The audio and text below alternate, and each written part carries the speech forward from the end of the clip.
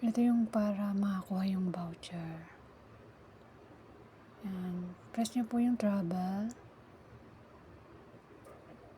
Yan yung travel. Press nyo po yan. Para po sa mga taga Hong Kong to ha. Na may Gcash. Tapos yung travel treat. Press nyo po yung travel treat. Tapos dun po sa kabila yung may Enjoy HK. Store PHP. Press nyo po yan.